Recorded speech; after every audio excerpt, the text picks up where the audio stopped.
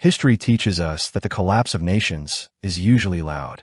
Empires often fall amid the thunder of artillery, the clash of armies, and the visible violence of conquest. Cities burn, flags are torn down, and borders are redrawn through bloodshed. Yet not all empires meet their end in this dramatic fashion. Some are destroyed quietly, not by soldiers, but by numbers written in ledgers. Some are conquered not by invasion, but by obligation. In the 19th century, the greatest power of the Middle East did not fall because its armies were defeated on the battlefield alone. It fell because it lost control of its finances. This is the story of how the Ottoman Empire was dismantled without being formally conquered. It is the story of how debt became a weapon and interest became a noose. For centuries, the Ottoman Empire had been one of the most feared and respected powers on earth. Its armies had once stood at the gates of Vienna. Its fleets had dominated the eastern Mediterranean. Its sultans ruled lands that connected Europe, Asia, and Africa, commanding the most strategic crossroads in the world. By the mid-19th century, the empire still looked immense on a map.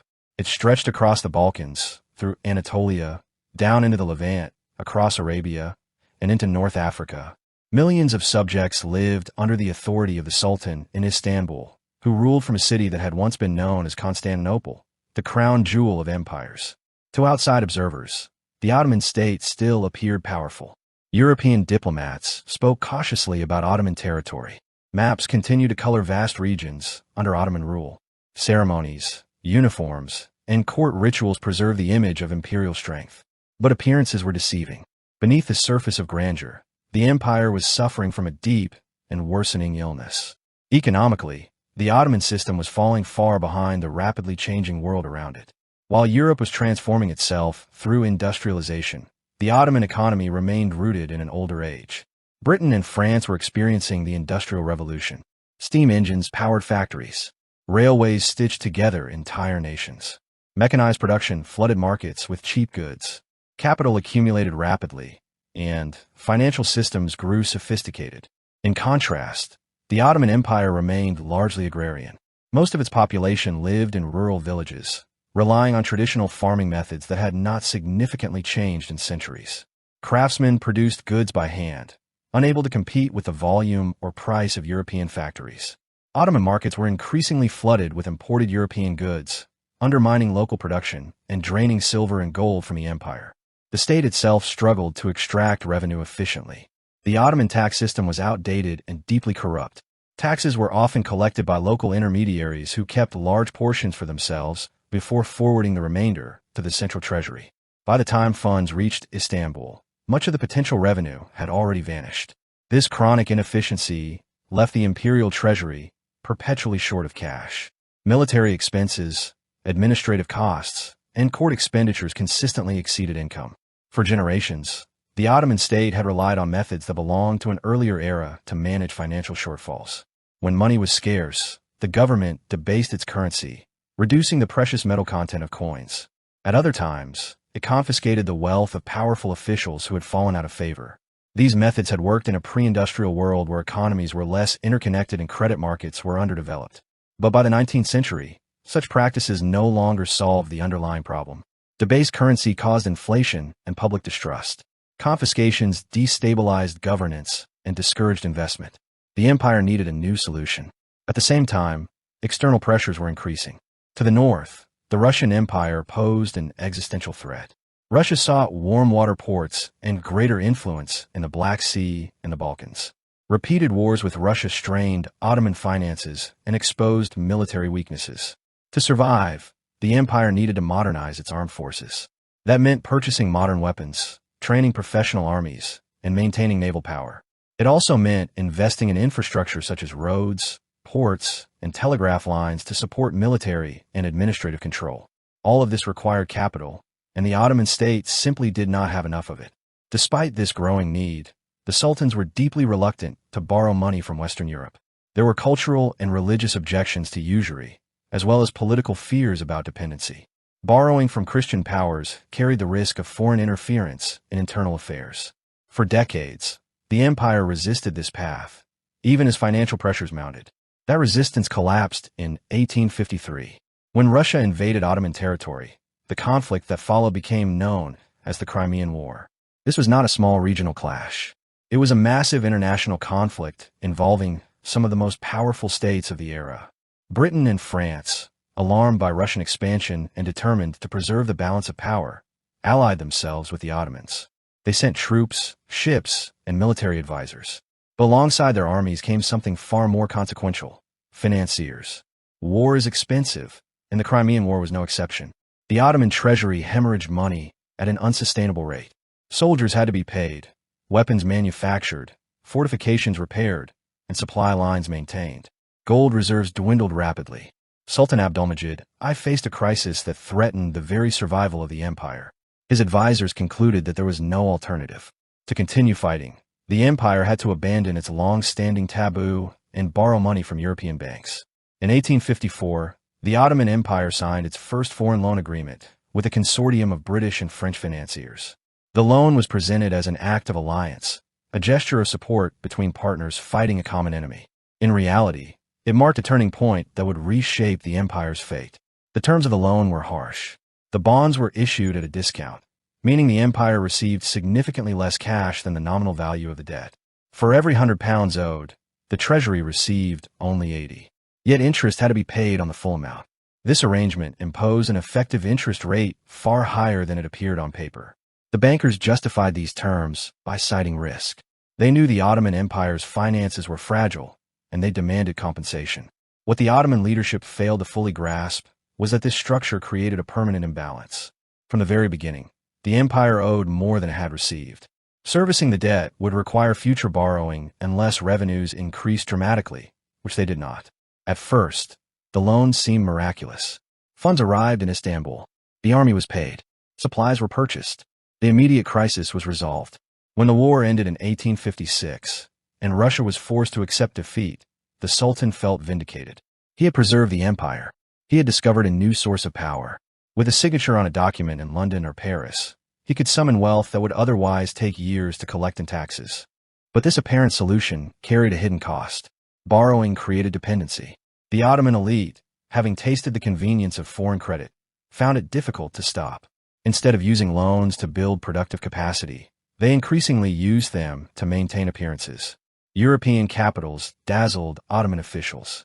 Gaslit streets, grand theaters, and monumental architecture symbolized modernity and prestige. Istanbul, by comparison, seemed old-fashioned and provincial.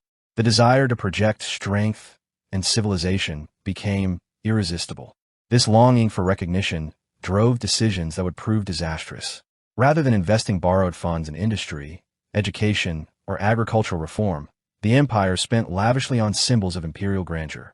The most striking example was the construction of the Dolmabahce Palace. Sultan Abdülmecid I decided that the ancient Topkapi Palace no longer reflected the empire's status. He wanted a residence that could rival the palaces of Europe, a visible declaration that the Ottomans remained a great power. The Dolmabahce Palace rose along the shores of the Bosphorus as a monument to excess. It was adorned with enormous quantities of gold leaf. Its halls glittered with crystal chandeliers, marble imported from Italy, and carpets woven from silk. The palace was breathtaking, but it was also ruinously expensive. Its cost amounted to a staggering portion of the empire's annual revenue. Every stone, every decoration, was paid for with borrowed money. As the palace took shape, the deeper reality of the empire grew more grim. In Anatolia, peasants struggled to survive on marginal land, using outdated tools and techniques. Rural poverty deepened, even as wealth flowed outward to European creditors. To finance ongoing expenses, the Ottoman government returned repeatedly to foreign banks, each time accepting new loans under similarly unfavorable terms. By the late 1850s, a dangerous pattern had emerged. New loans were used not to generate growth, but to cover existing obligations. Debt was no longer a temporary measure. It had become structural. The empire was beginning to rely on borrowing simply to function. What had started as a wartime necessity was evolving into a permanent trap. The seeds of collapse had been planted.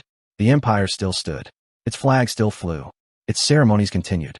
But beneath the surface, the foundations were weakening. The Ottoman state was learning a lesson that history would repeat many times. When a nation loses control of its finances, it begins to lose control of its destiny. The Ottoman Empire's newfound access to foreign credit brought with it an intoxicating sense of power.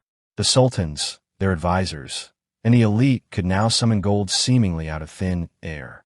A signature on a bond, a handshake with a European banker, a few hours in a London office. These were enough to pay armies, fund palaces, and launch extravagant projects. It felt like magic.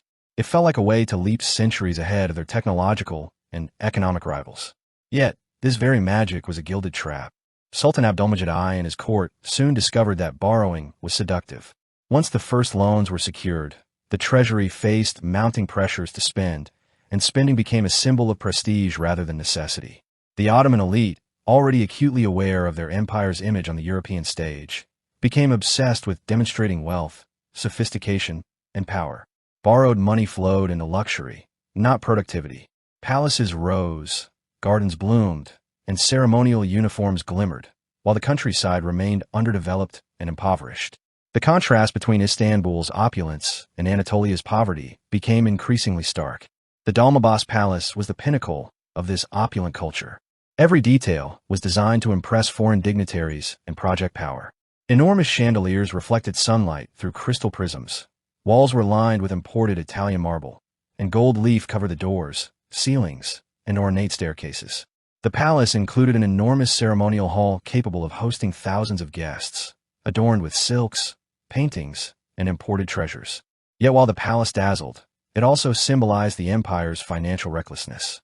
Every coin spent came from loans that the empire would struggle to repay for decades. The cost of the palace and other projects far exceeded the state's capacity to pay. To cover these extravagant expenditures, the empire returned to London and Paris, repeatedly taking on new loans. Each successive loan worsened the situation. Terms remained predatory, requiring interest payments on amounts larger than the cash actually received. Ottoman debt was no longer a simple liability.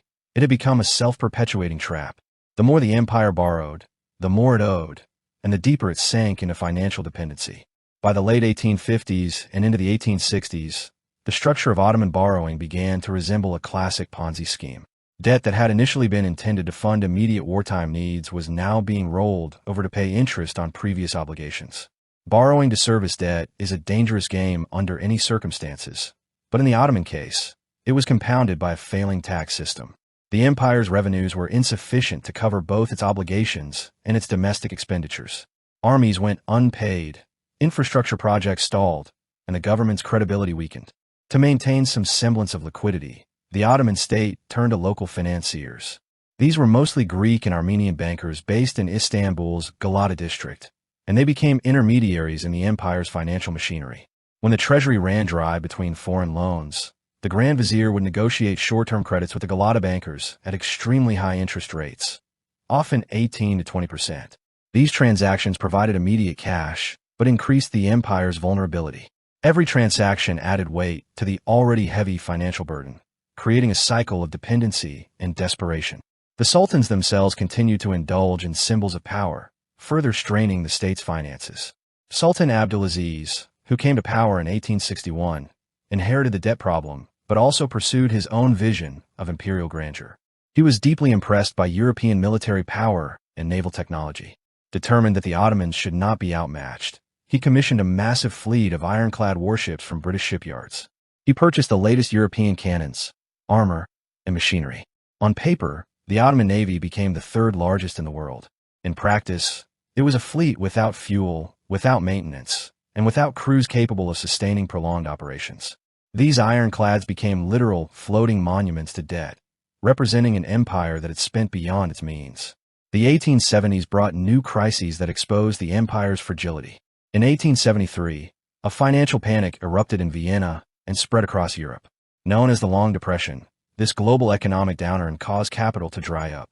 Banks that had previously lent to the Ottomans suddenly refused to extend new credit. The music stopped. Just as liquidity disappeared from the financial markets, nature delivered its own blow. Catastrophic droughts struck Anatolia in 1873 and 1874. Crops failed, livestock perished, and peasants, the primary taxpayers, faced starvation. Villages emptied, fields lay barren, and the Ottoman state's already tenuous revenue streams collapsed. By 1875, the empire faced an unprecedented dilemma. Its obligations to European creditors were fixed, while its tax base had evaporated. The treasury was empty, and a massive bond payment to London and Paris was due in October. Grand Vizier Mahmud Nedim Pasha realized that the empire could not honor its commitments.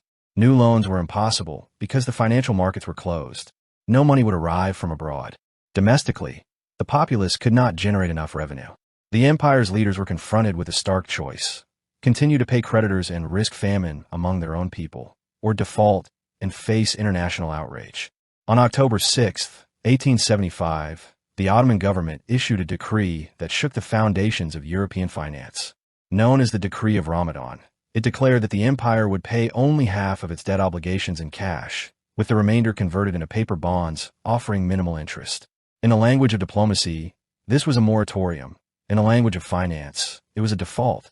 The empire had formally gone bankrupt. European investors reacted with fury. Middle-class bondholders in Britain and France saw their savings vanish overnight. Newspapers denounced the Ottomans as swindlers and thieves. Diplomatic goodwill evaporated, leaving the empire politically isolated. This financial collapse had immediate consequences beyond monetary loss. European powers, once allies against Russia, were now less inclined to offer support. The empire's weakened position emboldened external aggressors. Russia, which had long coveted Ottoman territories in the Balkans and the Caucasus, saw an opportunity to exploit the empire's vulnerability. In 1877, Russia declared war. The Russo-Turkish War of 1877-78 became a disaster for the Ottomans. The army, underfunded, demoralized, and often unpaid, fought bravely but could not match the organized and well-supplied Russian forces. Russian troops advanced to the outskirts of Istanbul, seeing the city's landmarks across the Golden Horn. The subsequent Treaty of San Stefano and the Congress of Berlin imposed humiliating territorial and financial settlements. Vast regions in the Balkans and the Caucasus were ceded to Russia or given autonomy. Even more consequential was the war indemnity imposed on the Ottomans. Over 800 million francs, an amount impossible for the empire to pay without further borrowing. The empire's debts now included massive obligations to foreign bankers and a punitive settlement to Russia. The total burden exceeded the Ottoman state's entire economic output. Insolvency had become total. Into this vacuum of power stepped a new form of domination. Britain and France, while no longer seeking outright territorial conquest, realized they could control the Ottoman Empire through finance. It was a strategy that required no armies, no garrisons, no colonies. Control could be achieved simply by managing the flow of money. In 1881, European representatives of the empire's creditors arrived in Istanbul.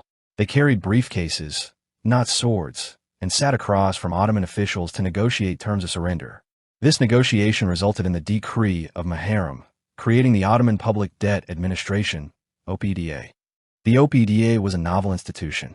It was not part of the Ottoman government, but a corporate entity controlled by the European banks of Britain, France, Germany, Italy, and Austria.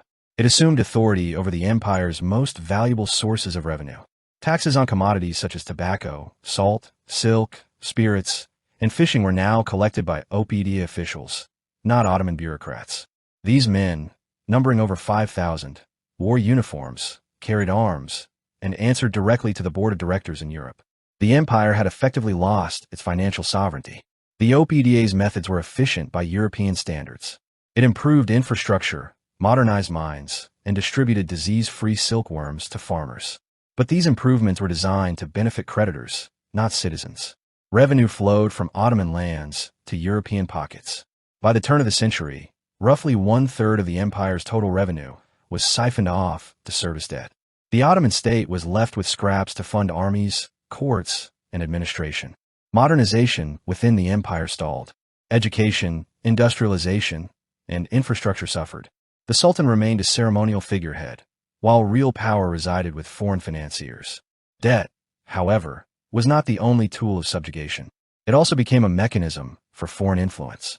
Britain and France used financial leverage to shape Ottoman foreign policy. The empire's independence was compromised. Germany, observing the weakness created by the OPDA, pursued its own interests.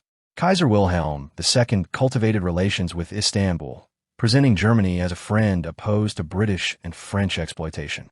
German bankers and engineers soon financed major infrastructure projects, most notably the Berlin-Baghdad Railway, cementing Germany's economic influence in the Middle East. By the early 20th century, the Ottoman Empire had become a web of foreign economic dependencies. The Young Turks, who assumed leadership in 1908, recognized that the empire was trapped. Its finances were controlled externally. Its sovereignty was compromised. When World War I broke out in 1914, the empire joined Germany in a gamble to regain independence from foreign creditors. The Ottoman government immediately halted payments to London and Paris and expelled OPDA officials, momentarily reclaiming financial autonomy. But the decision came at a cost. The war ended in catastrophe. The empire was destroyed, but the debts remained. When Mustafa Kemal Ataturk established the Turkish Republic in 1923, the new state was compelled to honor Ottoman debts, restructuring payments, but ultimately committing decades of revenue to foreign creditors. The final installment was paid in 1954, exactly a century after the first loan. The Ottoman experience offers a profound lesson. Economic dependence can be as deadly as military defeat.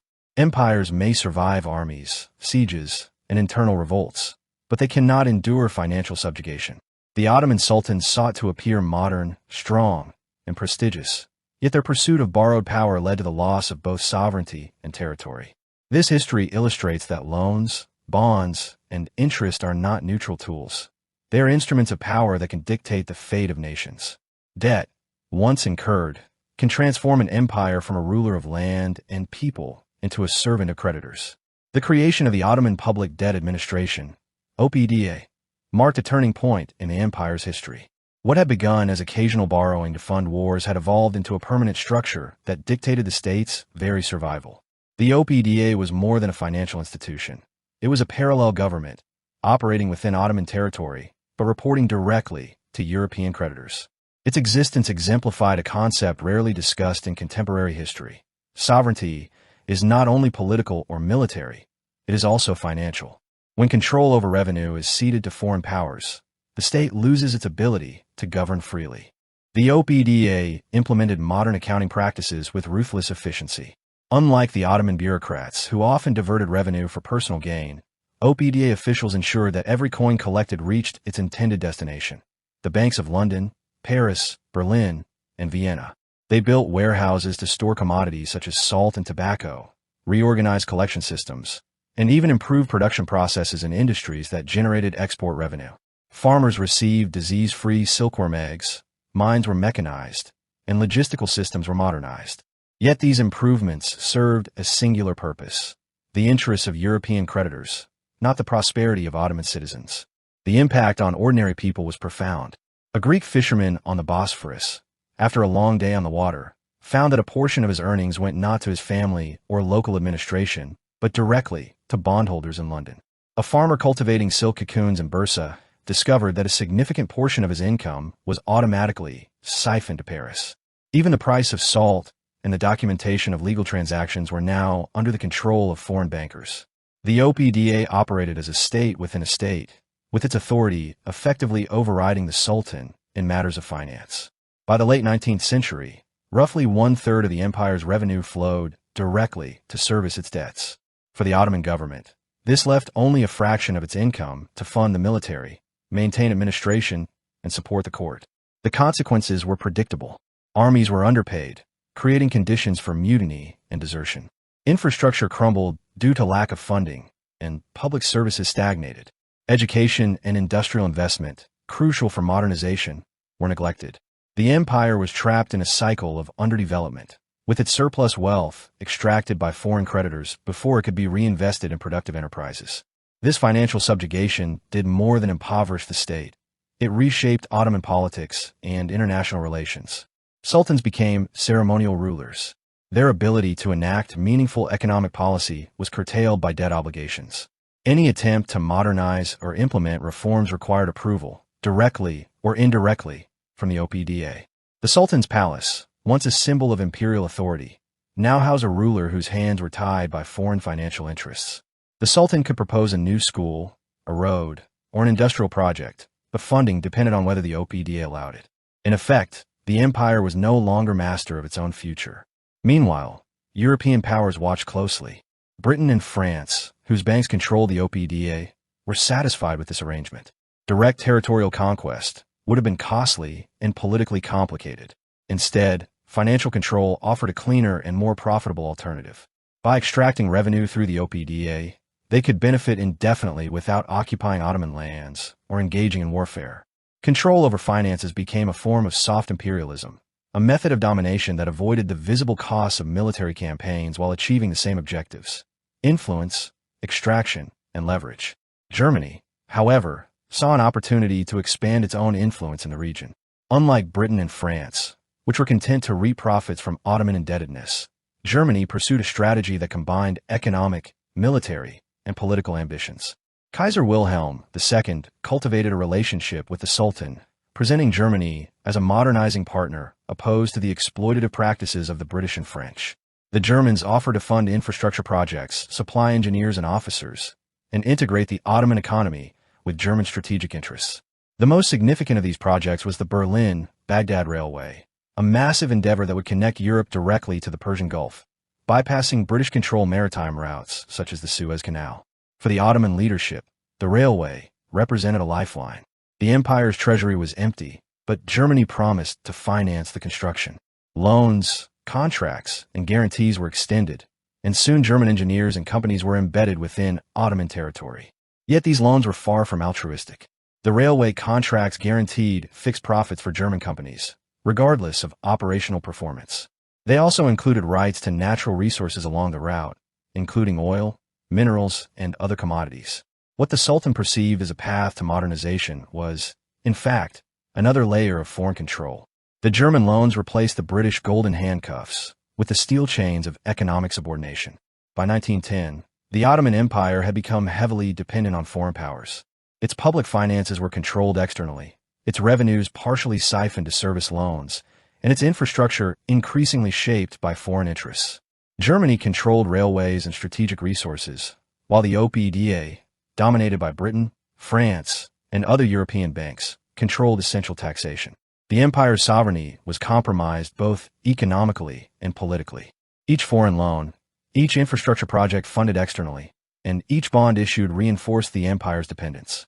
The sick man of Europe was not only financially ill, it was politically constrained and strategically exposed. Internally, the consequences of this dependence were apparent. The Young Turk movement, which emerged in 1908, understood the empire's precarious position. Reform-minded officials recognized that as long as external creditors controlled Ottoman finances, the empire could not act freely. Domestic policy, military planning, and strategic decision-making were subject to external influence. The Sultan remained nominally in charge, but real authority was fragmented. Ottoman leaders were forced to operate within the constraints imposed by creditors, shaping policy to meet financial obligations rather than national interests. The outbreak of World War I in 1914 provided the empire with both a temptation and a danger. The Ottomans calculated that aligning with Germany could allow them to break free from British and French financial control. If Germany emerged victorious, Ottoman debts to Britain and France could be cancelled, and the OPDA potentially abolished. It was a gamble of existential magnitude, involving the empire's independence, territorial integrity, and financial survival. On the day the empire declared war, Ottoman officials moved decisively to expel British and French OPDA directors and halt payments to London and Paris. For a brief moment, the empire reclaimed autonomy. The exhilaration was short-lived. World War I was catastrophic for the Ottoman Empire. Military defeats, widespread famine, and internal dissent ravaged the population. The empire lost territories, and its infrastructure collapsed. Though debt payments were temporarily suspended, the empire's financial obligations remained unresolved.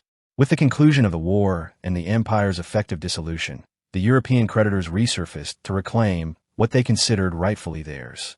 The subsequent Treaty of Lausanne in 1923 formalized the financial obligations of the new Turkish Republic. Mustafa Kemal Ataturk, founder of modern Turkey, faced the challenge of establishing a sovereign state while assuming the debts of a bankrupt empire. Ataturk's decision reflected pragmatic understanding of global economic realities. Refusing to acknowledge the debts risked isolating Turkey from the international financial system and damaging its economic credibility. By negotiating restructured payments, the new republic began a process of financial responsibility that would last decades. The Ottoman debt, originating from loans in the 1850s, would not be fully extinguished until 1954. 100 years of repayment illustrated the long-term consequences of reckless borrowing and the enduring power of creditor nations to influence the affairs of weaker states. The story of Ottoman indebtedness provides timeless lessons in economic sovereignty. The empire sought modernity, influence, and prestige, yet relied on borrowed wealth to project these ideals. Loans, bonds, and financial instruments appeared neutral, but carried inherent obligations that constrained decision-making and eroded independence. The empire's collapse was not only the result of military defeat or administrative inefficiency. It was the outcome of a financial system that allowed foreign powers to dictate the terms of survival. The Ottoman Empire's experience demonstrates that economic dependence can be as debilitating as political subjugation, and that debt, when mismanaged, becomes a tool of imperialism. The narrative of the Ottoman Empire is a cautionary tale for contemporary states as well. Nations that rely excessively on foreign borrowing without establishing productive capacity risk surrendering control over their destinies. Debt is not merely an accounting matter. It is a strategic instrument. In the Ottoman case, every bond issued, every interest payment made, reinforced the empire's subordination to foreign creditors. Sovereignty, in a modern sense, encompasses both political authority and control over finances. Losing one often undermines the other. By the early 20th century, the Ottoman Empire's fate had been written in ledgers long before soldiers crossed borders. Debt had become the silent invader, gradually consuming resources, undermining authority, and reshaping the empire's strategic choices. European powers demonstrated that conquest need not be achieved through armies alone. Creditors, armed with interest rates and bond contracts, could achieve control as complete and as lasting as any territorial occupation. The empire's decline was, in essence, a story of numbers and agreements rather than cannons and cavalry. The Ottoman case also illustrates the interplay between debt and geopolitical maneuvering. While Britain and France prioritized profit and influence, Germany recognized strategic opportunity. Infrastructure projects such as railways were not mere economic ventures. They were instruments of influence, providing Germany with direct access to resources, transport routes, and military mobility. In this environment, debt, infrastructure, and politics were inseparable. The empire's leadership, seeking to regain autonomy and modernize, inadvertently deepened dependence by accepting foreign capital under terms that favored external powers. This pattern extended to the empire's internal administration. With the OPDA controlling taxation and revenue, Ottoman officials were relegated to the role of implementers rather than decision-makers. Economic policies, military budgeting, and public works became contingent upon the approval of foreign administrators.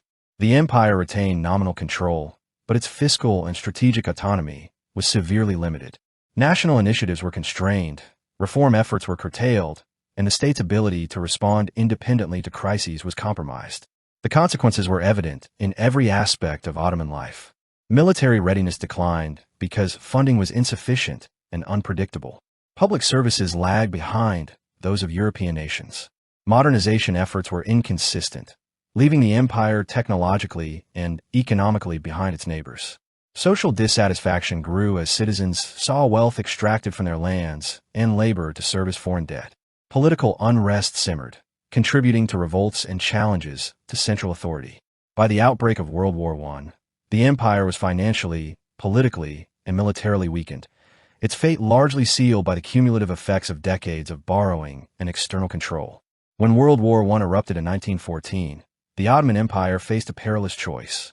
Its finances were dominated by the Ottoman Public Debt Administration, OPDA, its sovereignty curtailed by foreign control, and its economy dependent on loans and foreign capital. The leadership, guided by the Young Turks, recognized a rare opportunity. By allying with Germany, they might circumvent British and French financial domination. In essence, the Ottomans gambled on a single hand, betting the empire's survival on a German victory. The strategy was audacious, but the risks were monumental. Aligning with Germany meant that if the Central Powers were defeated, the empire would not only face military devastation, but also inherit renewed financial and territorial subjugation. Almost immediately, the Ottoman government acted to assert control. British and French OPDA officials were expelled from Istanbul.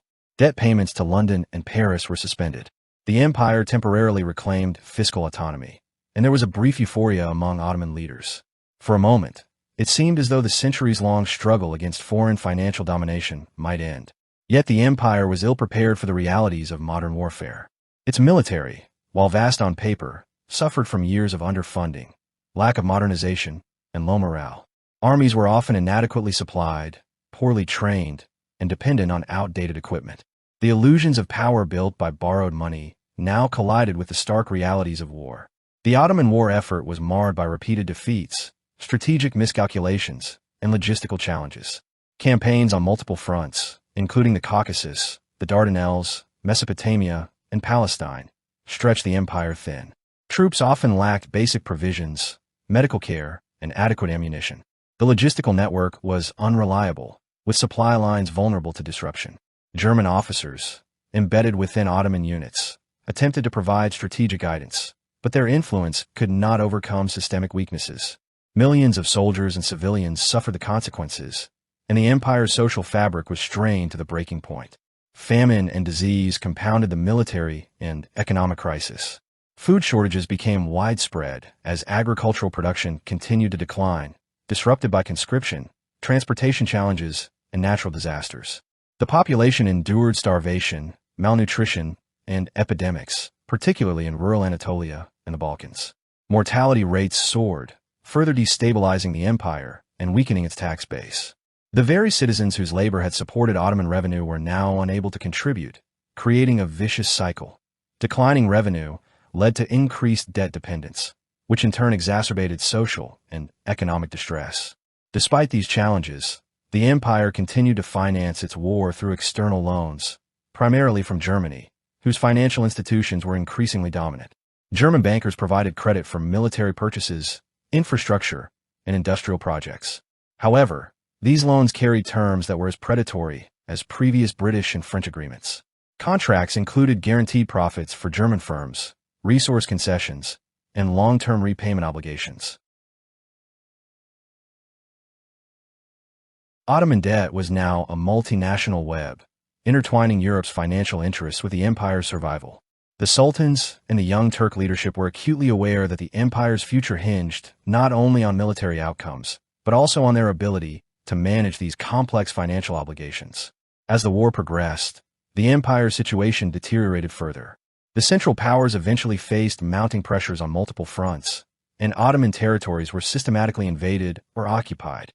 Allied forces seized control of key regions, including parts of the Levant, Mesopotamia, and the Dardanelles. The empire's military defeats accelerated internal dislocation, as refugees fled occupied areas and conscription drew labor from essential agricultural production. By 1918, the Ottoman Empire was on the brink of total collapse. Its governance structures were overstretched, revenues were depleted, and its population was exhausted by years of continuous conflict and deprivation. With the signing of the Armistice of Mudros on October 30th, 1918, Ottoman military resistance effectively ended. Allied forces occupied key territories, including Istanbul, and European powers regained influence over the empire's finances. The war had destroyed much of the Ottoman military and civil infrastructure, and the empire's ability to operate as a sovereign state was severely compromised. Yet the most insidious element of the empire's decline, its financial obligations, remained. Debt had survived where armies had faltered. Loans, bonds, and interest agreements persisted as instruments of control. The empire's creditors demanded repayment, leveraging their financial power to influence post-war settlements. The Treaty of Sèvres, signed in 1920, formally dismembered the Ottoman Empire. Vast territories were assigned to Allied powers or mandated under the League of Nations, including the Arab provinces, parts of Anatolia, and islands in the eastern Mediterranean. The treaty's financial clauses reinforced the empire's subjugation. Remaining Ottoman debt obligations were to be honored, often under terms dictated by creditors rather than the state itself. In practice, Sèvres would have left the empire both territorially and financially impotent, but the rise of the Turkish nationalist movement altered the course of history. Mustafa Kemal Ataturk emerged as the central figure in the struggle to preserve Turkish sovereignty. Leading the nationalist movement, he rejected the terms of Sèvres, fought the War of Independence, and established the Republic of Turkey in 1923. Ataturk's leadership was characterized by pragmatism and strategic vision. While determined to achieve national independence, he also recognized the necessity of participating in the global financial system. Refusal to acknowledge Ottoman debt obligations risked diplomatic isolation, economic sanctions, and the potential collapse of international trade relations. In negotiating the Treaty of Lausanne, Ataturk agreed to assume responsibility for a portion of the Ottoman debt, restructuring payments over time to reduce the immediate fiscal burden on the nascent republic. The financial settlement with European powers was a careful balancing act. Ataturk sought to protect Turkey's sovereignty and economic recovery while maintaining credibility in international financial markets. The restructuring allowed the republic to allocate resources toward reconstruction, modernization, and the development of infrastructure critical to national independence. Yet the decision also underscored the long shadow cast by Ottoman borrowing. A century-old debt continued to shape the economic choices of a new nation. The first payment was made in installments, with Turkey committing to decades of service, illustrating the enduring consequences of financial dependence. Between 1923 and 1954, Turkey gradually repaid its Ottoman debt. The payments were extended over 30 years, reflecting both the scale of the obligations and the limited resources of a country recovering from war and revolution. By May 25, 1954, the final installment was made, closing a financial chapter that had begun with the Crimean War over a century earlier. The repayment timeline underscores a crucial historical insight. Debt can outlive empires, transcend political regimes, and continue to influence national policies long after the original borrowers have disappeared. Ottoman loans did not simply finance wars or palaces. They reshaped the trajectory of a nation for generations. The story of the Ottoman debt trap is instructive for modern observers, especially in an era where global finance intersects with national sovereignty. The empire's leaders believed they could borrow their way to modernity, using foreign credit to create the appearance of strength and prestige. Yet, the very act of borrowing placed constraints on decision-making, redirected resources away from productive uses, and ultimately facilitated foreign control. Money, far from being neutral, became an instrument of influence and coercion. Compound interest, predatory loan terms, and the administrative authority of foreign bankers achieved what military invasions could not. The subjugation of a major empire without a single battalion crossing its heartland in sustained conquest. The Ottoman experience reveals the mechanisms by which financial instruments can serve as tools of empire. The OPDA exemplified soft imperialism, an institution that collected taxes, managed resources, and controlled budgets under the guise of legality and efficiency. While it brought some modernization to the empire, these benefits were incidental, secondary to the extraction of wealth for European creditors. Debt, contracts, and loans replaced the sword as instruments of control. By the late 19th and early 20th centuries, the Ottoman state could neither finance modernization independently nor assert sovereign control over its revenues. This created a paradox. The empire possessed the territory, culture, and history of a superpower, but lacked the fundamental economic autonomy to operate as one. Even as the empire formally ceased to exist after World War I, its financial legacy endured. The Turkish Republic inherited obligations that had been incurred decades earlier, illustrating a historical continuity of debt. This continuity emphasizes a key principle. Financial dependence can transcend political and military upheaval. In some cases, it outlasts entire regimes, influencing policy and constraining choices long after the original actors have vanished. The Ottoman example demonstrates how loans, bonds, and financial institutions can achieve strategic control that armies, treaties, and diplomacy alone may struggle to secure. The narrative also challenges conventional notions of conquest. While historians often focus on battles, treaties, and territorial annexations, the Ottoman experience highlights the power of economic mechanisms to achieve lasting domination. Empires can be weakened, subordinated, and even effectively conquered without a single battlefield engagement if creditors control key financial levers. The empire's eventual collapse into bankruptcy, territorial loss, and subservience to external interests was driven less by cannon fire than by compound interest, loans, and administrative oversight imposed from abroad. Ultimately, the Ottoman debt trap serves as a cautionary tale about the intersection of finance, sovereignty, and power. Leaders who pursue prestige, modernization, or military strength through excessive borrowing risk trading autonomy for temporary advantages. Debt is never neutral. It carries obligations, conditions, and vulnerabilities. The empire's story demonstrates that the most effective conquest may not occur with armies and guns, but through the careful application of financial instruments, the slow accumulation of obligations, and the eventual extraction of sovereignty through economic means. It is a lesson as relevant today as it was in the 19th century, reminding nations that control over debt is inseparable from control over destiny. The Republic of Turkey, born from the ashes of the Ottoman Empire, inherited more than territory. It inherited a century-long financial burden. Mustafa Kemal Ataturk, while focused on building a modern, sovereign nation, had to confront the reality that the debts incurred by sultans over 100 years earlier were still enforceable. Rejecting these obligations risked isolation from the global financial system, blocking trade and foreign investment. The Ottoman Empire's loans had not disappeared. They had been formalized, claimed by European powers, and remained a binding legacy. Ataturk negotiated the Treaty of Lausanne in 1923, restructuring the debt to make it manageable while restoring Turkey's sovereignty. Though the payments were reduced and deadlines extended, the principle of repayment remained. Every installment, beginning in the mid-1920s, symbolized both a financial obligation and Turkey's entry into the global economic system. Citizens bore the cost invisibly, as taxes were directed toward creditors rather than schools, roads, or hospitals. Yet, Turkey managed the payments with discipline, balancing the need for domestic recovery with international credibility. By May 25, 1954, Turkey made the final payment, closing a century-long chapter of debt. The Ottoman Sultan's extravagant borrowing, used to fund palaces, railways, and military projects, had finally been resolved. The payments were a reminder that loans carry enduring obligations, transcending wars, revolutions, and empires. Debt, once incurred, outlasts governments, shaping economic and political choices for generations. The Ottoman Debt Trap is a cautionary tale about financial dependency and sovereignty. Sultans sought prestige, modernization, and military strength through foreign loans, believing credit could buy power. In reality, every loan created obligations, ceded control to foreign powers, and constrained decision-making. Institutions like the Ottoman Public Debt Administration, OPDA, exemplified soft imperialism, efficiently collecting taxes, managing resources, and enforcing repayment, all for the benefit of foreign creditors rather than the empire's citizens. Debt became a tool of control, more enduring than armies or treaties.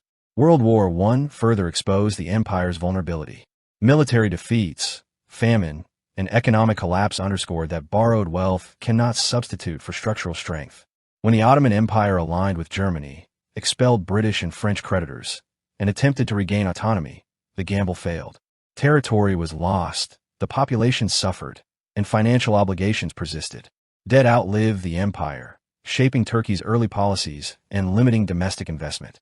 The story demonstrates that modern conquest does not always require armies. Compound interest, predatory loans, and administrative oversight achieved what military invasion could not: the erosion of sovereignty. The empire's collapse illustrates a timeless lesson. Control over finances is inseparable from control over destiny. Prestige projects, military expansion, and modernization funded through external credit can instead magnify vulnerability. Every borrowed lira was a chain.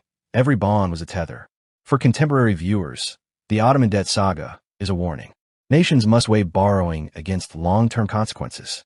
Debt is never neutral. It carries obligations, conditions, and potential loss of autonomy. The Ottoman Empire's leaders underestimated the risks, trading temporary relief and prestige for long-term dependence. The Turkish Republic, under Ataturk, honored these debts, demonstrating fiscal responsibility and securing Turkey's position in the global economy. Yet the shadow of past borrowing endured, influencing policy and limiting choices for decades. The Ottoman Empire did not die solely from military defeat or territorial loss. Its decline was also the result of financial entanglement, unsustainable borrowing, and foreign control of revenue. History shows that the most effective conquest is often silent. It comes not from armies, cannons, or battles, but from compound interest, predatory loans, and the slow extraction of wealth. The sultans sought grandeur, modernity, and military might, yet the empire fell under the weight of its own debts. The ultimate lesson is clear. If you do not control your debt will control you. Sovereignty is not just flags or borders. It is the ability to make decisions free from external financial constraints. The Ottoman Empire serves as a timeless reminder that money, carefully wielded, can conquer nations more efficiently than armies. And for Turkey, the century-long journey from the Sultan's lavish borrowing to the Republic's final repayment is a story of endurance, strategy, and the enduring power of fiscal responsibility. As you reflect on this saga, remember, empires can fall without a single shot fired. Sometimes, all it takes is patience, credit, and the compounding weight of debt. The Ottoman Empire didn't die of old age. It was foreclosed upon. and its story leaves a powerful lesson for all nations navigating the delicate balance between ambition and financial sovereignty. If you found this documentary insightful, please like the video and subscribe to the channel for more untold historical stories. Share this video with others who appreciate real history, and let us know in the comments what story you want us to cover next. We'd also love to hear your thoughts and discussion about this story.